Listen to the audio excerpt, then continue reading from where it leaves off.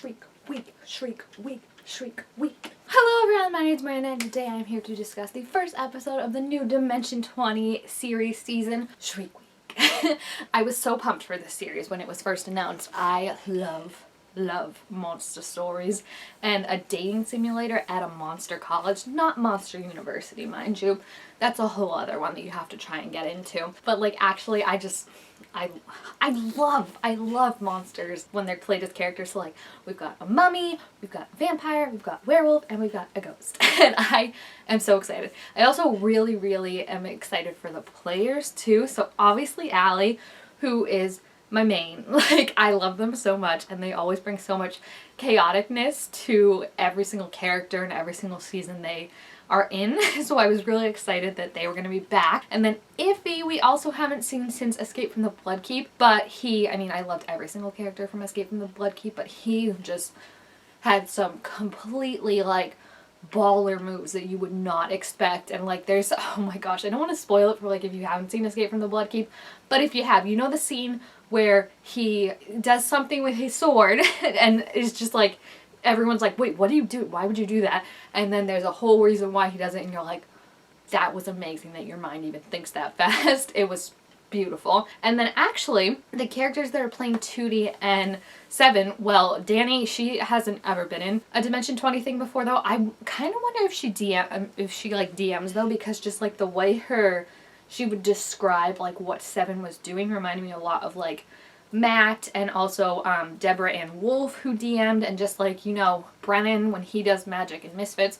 Like there's a way DMs when they play characters tell their stories and tell like what's happening in their characters that I feel like Danny, if she doesn't DM, should definitely DM because she was phenomenal at telling that.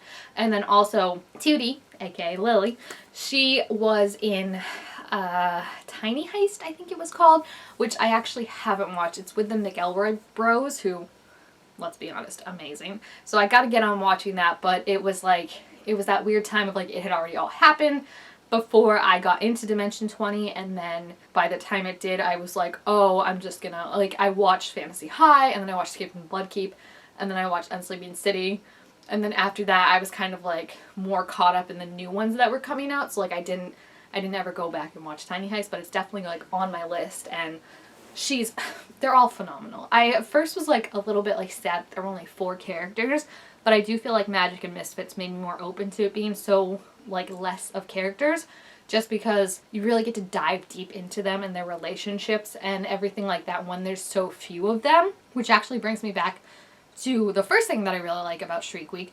It's obviously, I didn't even mention too that it's a new Game Master. It's not Brennan. He gets to sleep for a day.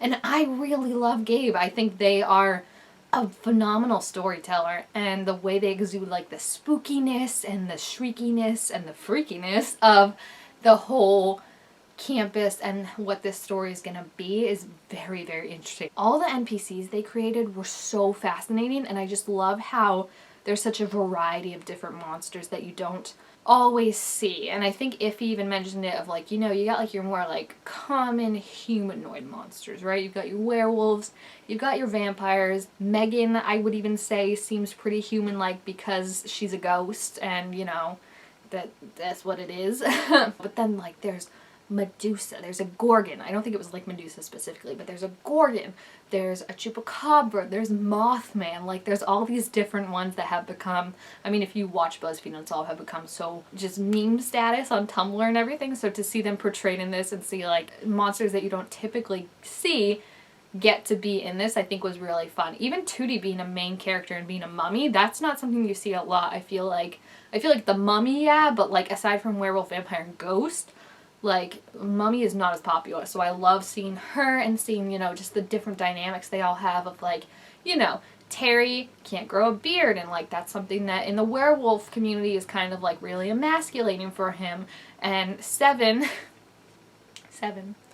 what can I say about my beloved Seven? I feel ashamed because honestly I was not picking up on any of the hints that her dad was going to be the Count from Sesame Street, and I was watching Gabe's live questionnaire on Dimension 20 before it premiered, and someone even was like, hey, why is she purple? Is she going to be related to the Count from Sesame Street? Like, could he be an NPC?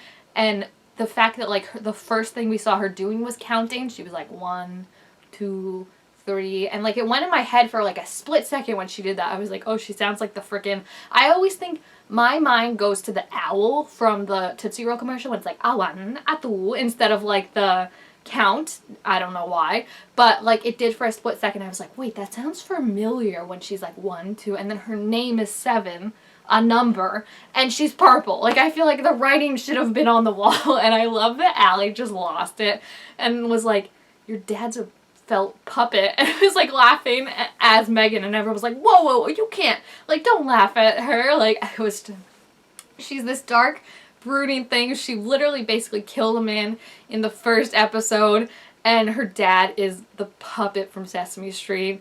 And the lore drop she had too about like knowing Oscar's recipe and trying to set up Mothman with Big Bird. Like, it's amazing. It's once again astounding. I love it. But also I just like of how, you know, like even like Megan is, you know, her sister like comes crawling out of the TV, which is something super scary, but for her she's just like, can you just show up like normal, please? I'm really excited to dive more into her sister stuff, because she's saying that her sister takes up all the attention, and she started to kind of get into it, and then Tootie interrupted with slurping her soup. Okay, one of my favorite things about Allie is just how much they love other players. Like, it reminded me so much of Katie, when Katie said, I think it was about turtle soup in, this was an adventuring party, but she just like off-brand was like, turtle soup, like there's a song, and Allie lost it and like could not stop talking about turtle soup, and it became like this whole thing. And I feel like this was this season's turtle soup of when she slurped her soup and then was like, I'm slurping my soup, and they were like, yeah, we heard it, you don't have to say. And Allie was like, I thought you were trying to give me a signal, but you were literally just slurping your soup. Like, I was crying. Oh my gosh, it was so funny. And I really like, I don't even think I mentioned it, but the thing that I was gonna say was the thing that I like that surprised me is that they're already friends. I think that's awesome. I think that takes away from a lot of like time that they would have to put into establishing the relationships and all that. And it makes a lot of backstory that we have to explore too, that we like get to explore. So like Megan was already talking about how she kind of had a crush on Tootie when they first met, and like that could be a whole thing.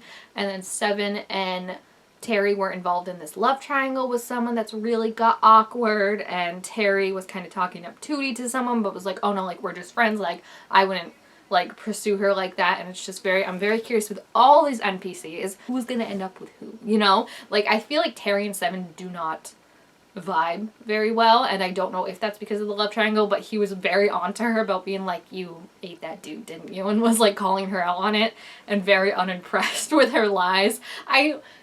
Oh my gosh, when she was like, we should help and clean him up in case he's got like blood or evidence on him, and everyone was like, evidence is a strange choice of word. Like, it's just so funny that like they're already pre-established friends. I think that helps it flow a lot better, and it also makes the players in my eyes seem more comfortable with each other, because they can call out things like when Megan called Tootie Trudy, and she was like, we've been friends for so long and you called me Trudy. No one could get Tootie's name right, because I swear they called her Trudy. Then I think one time it said Tooby, but I couldn't figure out if that was just the subtitles being wrong, because sometimes they're a little off, or like people truly said Tooby. I was like, but it fits perfectly into her character, right? Of like how she was kind of like in the background, and now she wants this to be her big senior year and stand out. Guys, the story writes itself, I tell you. I also love that it's its own mechanism, that Gabe created it. It's really simple, I think, to follow along, which is good, because sometimes, like, what was the one that was confusing the shite out of me? I think there was one that it wasn't Magic and Misfits, maybe it was a Critical Role one that they did, and it was just confusing the shite out of me. I will say that this, I think, just like setting it out of college, being younger players, everything, it reminded me a lot of Cinderbrush, the one-shot from Critical Role, which is actually the first time I ever saw Allie play D&D, fun fact. And I love that one-shot. It's one of my favorite things Critical Role has ever done, and one of my favorite D&D campaigns, even though it's only a one-shot, like, period, like anything. I think it's so funny, and it is kind of similar in that it's monsters, but you don't really know they're monsters right away, as in this one you know they're monsters right away, but like that's the vibe I'm getting, because everyone was DTF in that one and everyone is DTF in this one, and it's amazing to watch. I am suspicious of like deaths happening, and I feel like that's just because I watch so much D&D that you know to be suspicious of everything. But like this Van Helsing party that's happening, super sus. Like the fact that they keep popping up and are like, you got a +1 to go to, right? And the fact that like they're human and like Van Helsing's famously hunted monsters. I'm just worried that like maybe they've got some kind of plan up their sleeve about like taking out all the monsters. Like they don't like this college maybe, and are like, oh yeah, bring as many plus. It's just weird. It's weird if someone keeps popping up and is like, especially if it's your senior year. Like if it was their freshman year, I could see someone being like, hey, did you meet like any cool people, make any cool connections, anything like that. But it's their senior year. They've been here for 4 years now, and they keep popping up and being like, hey, make any cool connections, did anything happen, you got anyone to bring to my party? It's a bit sus, you know, especially because they're a monster hunter.